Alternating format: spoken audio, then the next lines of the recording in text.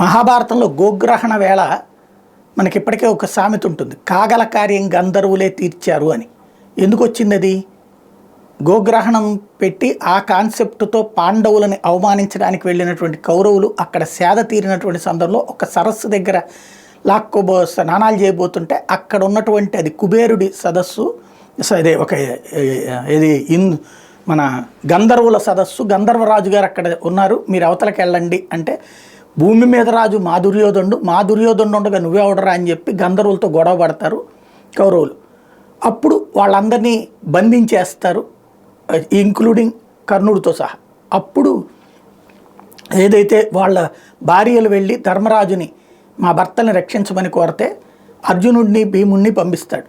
వాళ్ళు అడుగుతాడు, అప్పుడు భీముడు అడుగుతాడు, అన్న కాగల కార్యం గంధర్వులే తీరుస్తుంటే మనం ఎందుకన్నా వెళ్ళి వాళ్ళని రక్షించాలి అని. అప్పుడు చెప్తాడు, రే మనం కురువంశం అనేటువంటిది 105 మనలో మనకు వచ్చినప్పుడు కురు పాండవులం 100 versus 5, బయటవాడికి వ్యతిరేకంగా ఉన్నప్పుడు మనందరం కూడా మన వాళ్ళని రక్షించుకోవాలి. ఇప్పుడు అట్లాగే పాకిస్తాన్ అనేటువంటిది మన శత్రు దేశమే, కానీ పాకిస్తాన్కి సంబంధించినటువంటి వాళ్ళని ఒక దొంగలో తీవ్రవాదులో చంపుతుంటే మనమేమీ సంతోషపడం, వాళ్ళని రక్షించాలనుకుంటాం.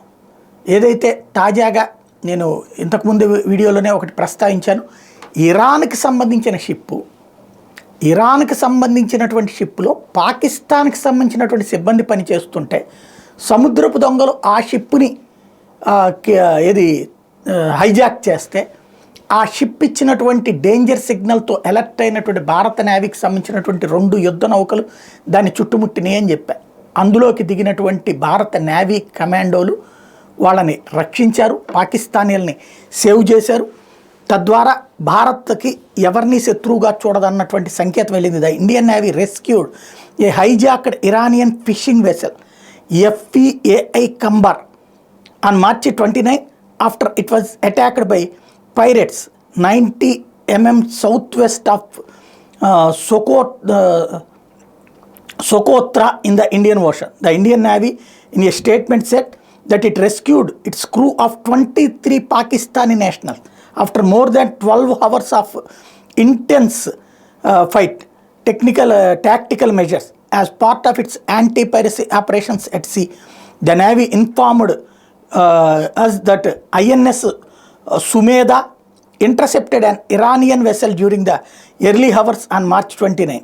ఇది 2 యుద్ధ నౌకల ద్వారా ఎవరైతే ఇది ఎత్తుకుపోవాలని హైజాక్ చేసే వాళ్ళ ప్రయత్నాన్ని అధిగమించడంతో పాటుగా అందులో ఉన్నటువంటి 23 మంది సిబ్బందిని రక్షించింది పాకిస్తానీలని.